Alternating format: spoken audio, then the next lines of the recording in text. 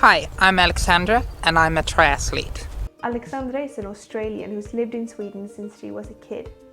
She's transgender and she competes in the sport triathlon. So triathlon is a sport where you swim, cycle and run.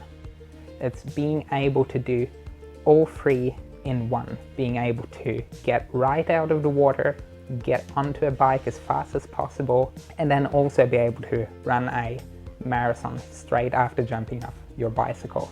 Being transgender and competing in sports, no matter which one, comes with a couple of challenges. There's a lot of talk at the moment in the sporting community that letting assigned male at birth trans people compete in women's sports, it's unfair, it's doping. Transgender women have biological advantages when competing. People that were assigned male at birth generally have a higher level of testosterone in their bodies, and this is usually an advantage when doing competitive sports. But trans women can both take hormone blockers to decrease the level of testosterone as well as hormone therapy to increase the level of estrogen, and this completely erases this advantage.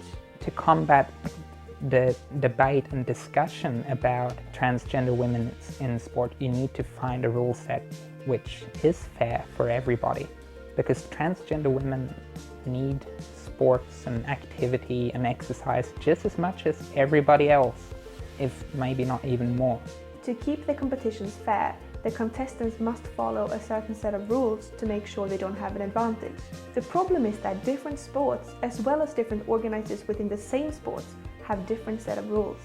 Different organizations, say Riksidrottsförbundet and the Olympic Committee, they have different rules and regulations on how many years you need to have been on hormones to compete. But they would also have a rule that states that you have to have changed your legal gender in the country in which you reside.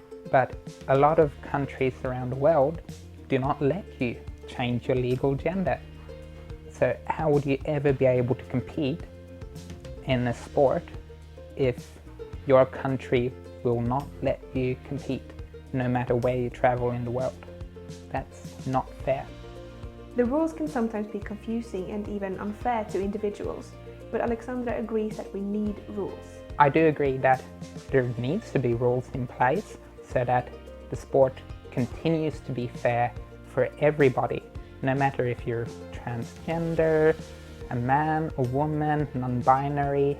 What would help is if all race organizers around the world could agree that, okay, this is the basis, this is what you need to do to be able to race.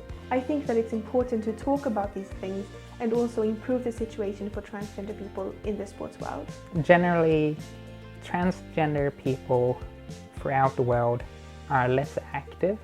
They do not have an active lifestyle where they are engaged in sports. They don't generally go to the gym as much as cisgender people, and that is an issue. We need more transgender athletes to inspire transgender people to be active and to move and use their body to have a healthy, complete life. Sports organizations around the world need to encourage transgender people and accept transgender people so that we can have this healthy lifestyle, because it's not always about competing in races and winning. That's not why I am a triathlete. I am a triathlete so I can be healthy, so that I can have fun and meet new people. And finally, what's Alexandra's dream for the future of the sports world? I think my dream for the sports world is for being more inclusive and letting people, no matter who they are, be able to engage in sports all across the world and be able to have fun and exercise.